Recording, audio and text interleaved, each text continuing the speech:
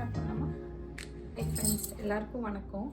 So இன்றைக்கி வந்து வீடியோவில் நம்ம என்ன பார்க்க போகிறோன்னா வந்து Chennai style basmati mutton biryani. So பேசிக்காக நான் எல்லா இன்க்ரீடியன்ஸும் வந்து ப்ரிப்பேர் பண்ணி வச்சுட்டேன்.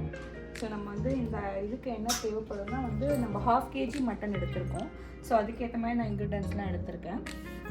ஸோ வந்து ஆனியன் வந்து ஒரு 200 கிராம்ஸ், டொமேட்டோவும் ஒரு 200 கிராம்ஸ் கிட்ட நான் எடுத்திருக்கேன். 200 கிராம்ஸ்னால் ஒரு medium size tomato 2 to 3 tomatoes தேவைப்படும்.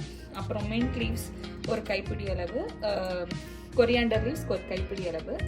அண்ட் ரைஸ் வந்து நான் வந்து ஒரு 300 கிராம்ஸ் ஆஃப் ரைஸ் எடுத்திருக்கேன். ஸோ அந்த ரைஸை வந்து ஃபஸ்ட்டு வாஷ் பண்ணிவிட்டு சோக் பண்ணிவிட்டு வந்துடுறேன். ஸோ ரைஸ் வந்து நான் 1 டைம் வாஷ் பண்ணிவிட்டு இன்னும் கொஞ்சம் வாட்டர் ஆட் பண்ணி நான் சோக் பண்ணி வச்சுருக்கேன். ஸோ நம்ம பிரியாணி மற்ற ப்ரிப்பரேஷன் பண்ணுறதுக்குள்ள ரைஸ் நல்லா சோக் ஆகிடும். இதை வந்து நான் ஒரு பக்கமாக தனியாக வச்சிடுறேன். நெக்ஸ்ட்டு வந்து மட்டன் வந்து நான் நல்லா போன் இருக்க பீஸாக எடுத்திருக்கேன். ஏன்னா பிரியாணிக்கு வந்து போன் இருக்க பீஸ் தான் வந்து உங்களுக்கு நல்ல ஃப்ளேவர்ஃபுல்லாக இருக்கும். இது வந்து ஒரு 400 to 450 கிராம்ஸ் ஆஃப் மட்டன் இருக்குது. இதை வந்து நான் நல்லா வாஷ் பண்ணிவிட்டு டர்மரிக் பவுடர் போட்டு நல்லா வாஷ் பண்ணி வச்சுருக்கேன். நெக்ஸ்ட்டு வந்து நமக்கு கர்ட் தேவைப்படும். கர்ட் நான் வச்சுருக்கேன். ஆக்சுவலாக நான் வந்து அவுட் ஆஃப் இந்தியா இருக்கிறதுனால எனக்கு வந்து ஃப்ரெஷ் கர்ட் பண்ணுறது கஷ்டம். அதனால நான் ஸ்டோர் பாட் கர்ட் வச்சுருக்கேன். உங்கள் வீட்டில் ஃப்ரெஷ் கர்ட் உங்கள் பண்ண முடியும்னா அந்த மாதிரி ப்ரிஃபர் பண்ணுங்கள். அது நல்லாயிருக்கும், டேஸ்ட் எல்லாம் என்ஹான்ஸ் பண்ணி கொடுக்கும். அதுக்கப்புறம் வந்து ஜிஞ்சர் கார்லிக் பேஸ்ட்டு. அப்புறம் நம்ம வந்து ப்ராசஸ் இப்போ ஸ்டார்ட் பண்ணலாம். ஃபஸ்ட்டு வந்து நீங்கள் பிரியாணிக்கு வந்து எப்போதுமே ஒரு வந்து ஹெவி பாட்டம் பேன் யூஸ் பண்ணுங்கள். அதுதான் வந்து அடி பிடிக்காமல் இருக்கும், ஈஸியாக இருக்கும். நான் வந்து ஒரு குக்கர் பேசிக்காக யூஸ் பண்ணியிருக்கேன். ஸோ தட் மட்டனையும் நான் வந்து இதிலே வந்து விசில் போட்டு குக் பண்ணிடுவேன். ஸோ ஃபஸ்ட்டு ஸ்டெப் வந்து நம்ம கீ ஆட் பண்ணுறேன். கீ வந்து ஒரு நல்லா ஒரு நீங்கள் 3-4 ஸ்பூன்ஸ் நல்லா ஆட் பண்ணலாம்.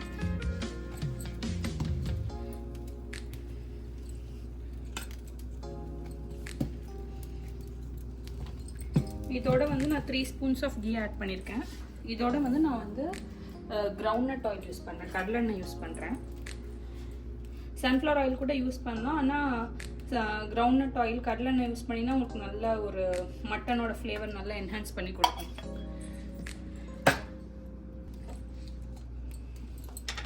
ஸோ வந்து கீ ஆயில் வந்து நல்லா ஓரளவுக்கு சூடாயிடுச்சு.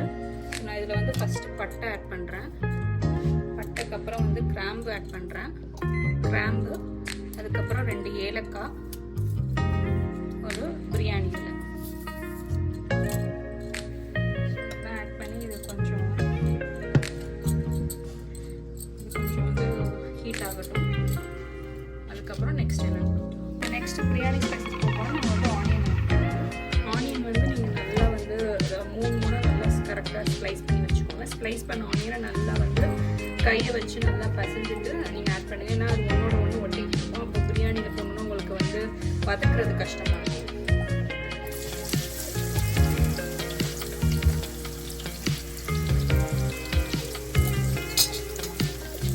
நீங்கள் பிரியாணிக்கு வந்து ஆனியன் வந்து லைக் நல்லாவே போடலாம் நீங்கள். ஏன்னா வந்து அதுதான் உங்களுக்கு மெயின் ஃப்ளேவரே.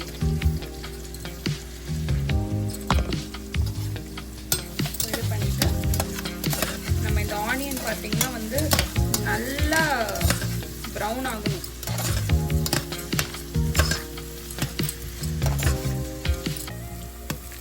ஸோ ஆனியன் பார்த்தீங்கன்னா வந்து நல்லா ஃப்ரை ஆகிருக்கு. இந்த மாதிரி வந்து ஃப்ரை ஆகணும் உங்களுக்கு. ஸோ இதில் வந்து என்ன ட்ரிக்ஸ்ன்னு பார்த்தீங்கன்னா, நீங்கள் வந்து ஆனியன் வந்து ஒயிட்டாக வந்து இருக்கும் போதே நீங்கள் வந்து நம்ம ஆட் பண்ணும்போது ஆனியன் வந்து பார்த்துப்பீங்க நல்லா பிங்காக இருந்திருக்கும். அது ஒயிட்டாக இருக்கிறப்ப வந்து கறி அதுக்கெல்லாம் ஓகே. ஆனால் வந்து பிரியாணிக்கு வந்து நீங்கள் ஒயிட்டாக இருக்கும் போதே மற்ற இன்க்ரீடியன்ஸ் போட ஆரம்பிச்சிங்கன்னா வந்து ரொம்ப மசாலா அதிகமாகிடும். அது வந்து ரைஸோட சேராத ஒரு மாதிரி கொலக்கொலன்னு ஆகிடும். ஆனால் வந்து நீங்கள் நல்லா வந்து ஆனியனை வந்து நல்லா டீப் ஃப்ரை பண்ண விட்டுட்டு அடுத்த இன்க்ரீடியன்ஸ் ஆட் பண்ணிங்கன்னா வந்து ரைஸோட வந்து மசாலா கரெக்டாக ஈவனாக இருக்கும், நல்லா ஸ்டிக் ஆகும். ஆனியன் இந்த அளவுக்கு ரோஸ்ட்டாக விட்டுட்டேன். நெக்ஸ்ட்டு வந்து நம்ம ஜிஞ்சர் கார்லிக் பேஸ்ட் போடுவோம்.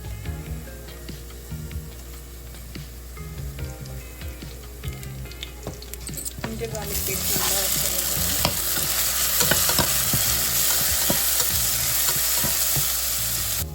ஜிஞ்சர் கார்லிக் பேஸ்ட் வந்து நீங்கள் அட்லீஸ்ட் 1 மினிட் நல்லா நீங்கள் வந்து ஃப்ரை பண்ணணும். இன்னும் வந்து அந்த ஜிஞ்சர் கார்லிக் பேஸ்ட் நீங்கள் நல்லா வதக்காமல் வந்து அடுத்த இன்க்ரீடியன்ட்ஸ் ஆட் பண்ணிங்கன்னா அந்த பஞ்சன்ட் ஸ்மெல் வந்து உங்கள் பிரியாணியில் அப்படியே இருக்கும்.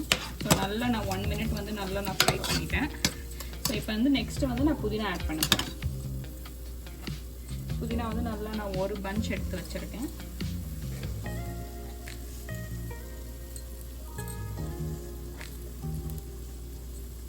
புதினாவும் வந்து நீங்கள் நல்லா வந்து மிக்ஸ் பண்ணலாம்.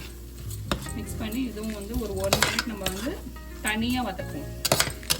யூஸ்வலாக நிறைய பேர் வந்து என்ன பண்ணுவாங்கன்னா வந்து புதினாவையும் கொத்தமல்லியும் சேர்த்தே போட்டுருவாங்க, சேர்த்தே போட்டு வதக்குவாங்க. எனக்கு என்னமோ அந்த மாதிரி போட்டால் வந்து அந்த புதினா வந்து தனியாக பிரியாணியில் எண்ணில் இருக்க மாதிரி ஒரு ஃபீலிங் இருக்கும்.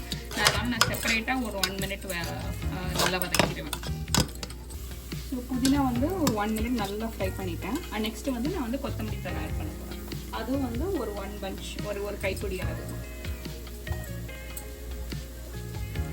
ஆட் பண்ணி இதையும் வந்து நீங்கள் நல்லா ஒரு 1 மினிட் மிக்ஸ் பண்ணுங்க.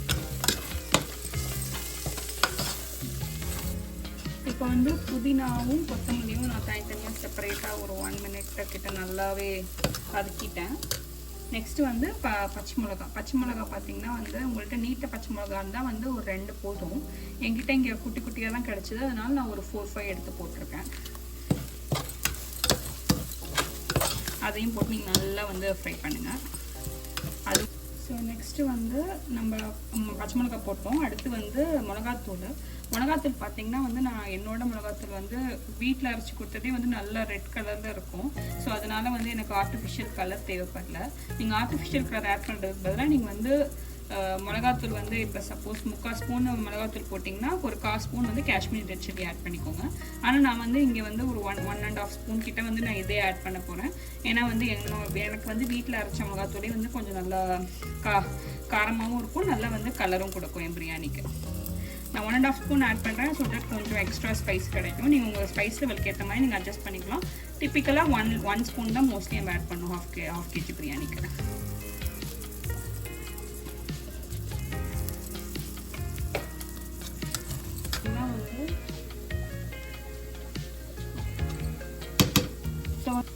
லாஸ்ட்டாக வந்து நம்ம மிளகாத்தூள் 1.5 ஸ்பூன் கிட்ட போட்டு நான் நல்லா மிக்ஸ் பண்ணிட்டேன். நெக்ஸ்ட்டு வந்து நான் கர்ட் ஆட் பண்ண போகிறேன்.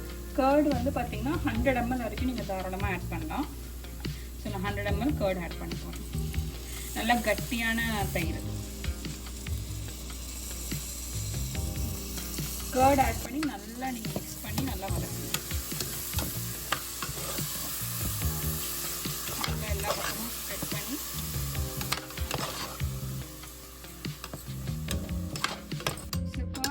நான் ஜஸ்ட் லைக் 1.5 மினிட்ஸ் நல்லா மிக்ஸ் பண்ணிட்டேன். ப்ரீவியஸாக பார்த்துருந்தீங்கன்னா லைட்டாக கொஞ்சம் வந்து இந்த ஆனியன்லாம் லைட்டாக அடியில் ஸ்டிக் ஆகிருக்கும்.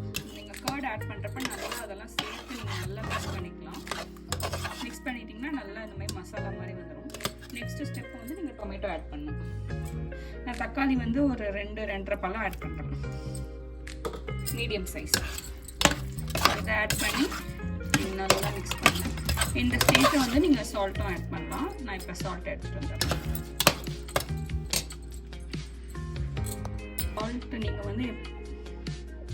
சால்ட் வந்து எப்போதும் நீங்கள் வந்து கொஞ்சம் கறிக்கிறாப்பில் போடணும். ஏன்னா வந்து நம்ம மட்டன் இருக்குது, ரைஸ் இருக்குது. ஸோ வந்து நீங்கள் கரெக்டாக நீங்கள் எண்ணில் வந்து டேஸ்ட் பண்ணுறப்ப லைட்டாக கறிக்கிறாப்பில் இருக்கும். இந்த ஸ்டேஜில் நீங்கள் ஆட் பண்ணுங்கள். லாஸ்ட்டாக வந்து நம்ம ரைஸ் ஆட் பண்ணுறதுக்கு முன்னாடி ஒரு வாட்டி செக் பண்ணிக்கலாம்.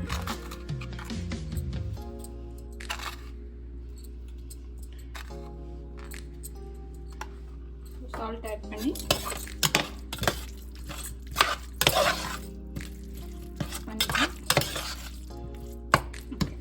இது தக்காளி வந்து ஒரு 2 மினிட்ஸ் கிட்ட வதங்கட்டும். நெக்ஸ்ட் ஸ்டெப் என்னன்னு பார்க்கலாம். டொமேட்டோ போட்டு ஒரு 2 மினிட்ஸ் கிட்ட நான் நல்லா இது பண்ணிட்டேன். டொமேட்டோ வந்து ஃபுல்லாக ஸ்மாஷ் ஆகணும்னு அவசியம் இல்லை. இனிமேல் வந்து நான் மட்டன் போட்டு குக்கரில் ஒரு 5-6 வெசல்ஸ் மட்டன் குக்காக வைக்க போகிறேன். அப்போ வந்து டொமேட்டோ நல்லா குக் ஆகிடும். இப்போ இந்த ஸ்டேஜில் வந்து நம்ம மட்டன் ஆட் பண்ணிக்கலாம்.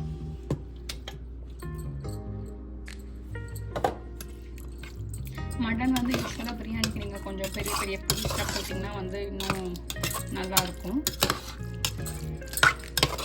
அண்டு போன் இருக்க பீஸாக போட்டிங்கன்னா இன்னும் நல்லாயிருக்கும்.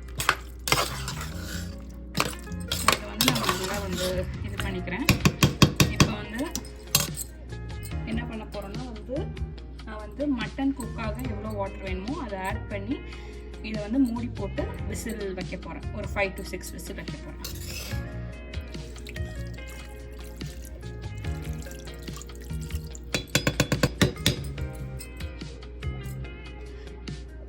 ரைஸ் ரைஸ் எந்த கப்பில் யூஸ் பண்ணிங்களோ அதே கப்பில் 1 கப் வாட்டர் யூஸ் பண்ணியிருக்கேன் மட்டன் குக்காக.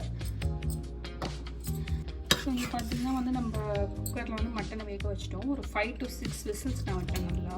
இது பார்த்திங்கன்னா வந்து பிரியாணி வந்து நல்லா கன்சிஸ்டன்சிக்கு வந்துருச்சு. நான் இந்த டைமில் வந்து டேஸ்ட் பண்ணிட்டேன். எனக்கு சால்ட்டு காரம் கூட எனக்கு ஓகேவாக தான் இருக்குது. ஸோ எனக்கு வந்து எதுவும் ஆல்ட்ரேஷன் தேவையில்லை. நீங்கள் இந்த டைமில் இது பண்ணிக்கிட்டு நீங்கள் ஸ்பைஸ் அதிகப்படுத்தணும் இல்லை சால்ட் கம்மியாக இருக்குன்னா நீங்கள் ஆட் பண்ணிக்கலாம். நான் சொன்ன மாதிரி கொஞ்சம் கறிக்கணும். ஸோ தட் ரைஸ் இருக்கப்போ மேட்ச் ஆகும்.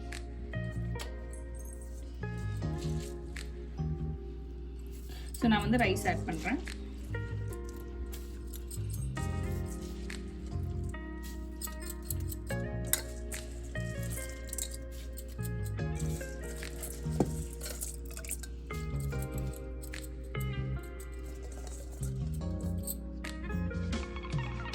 ரைஸ் வந்து நீங்கள் நல்லா மிக்ஸ் பண்ணிடணும். சைட்லேருந்து மிக்ஸ் பண்ணுங்கள், நடுவுலேருந்து மிக்ஸ் பண்ணிங்கன்னா வந்து பாஸ்மதி ரைஸ் வந்து உடஞ்சிரும் உங்களுக்கு. ஸோ சைட்லேருந்து லைட்டாக எடுத்து போடுங்க.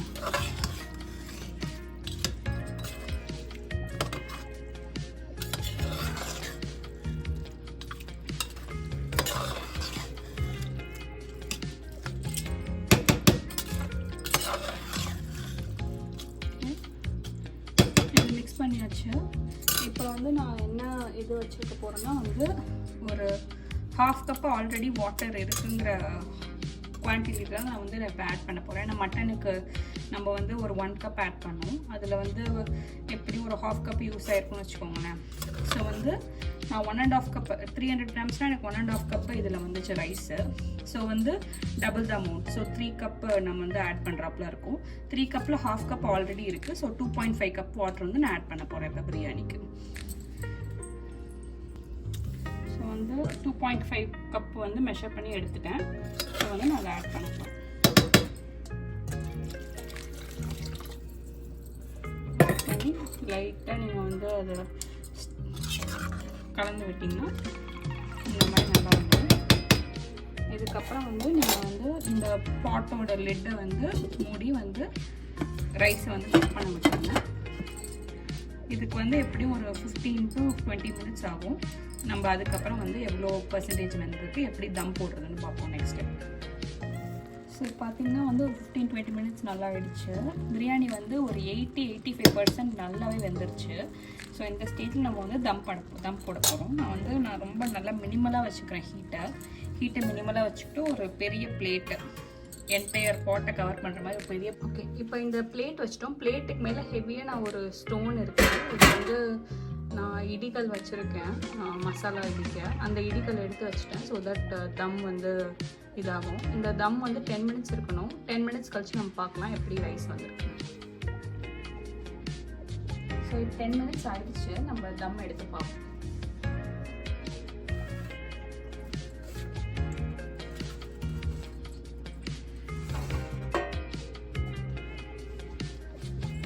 பார்த்தீங்கன்னா வந்து பிரியாணி வந்து நல்லா ரெடி ஆயிடுச்சு.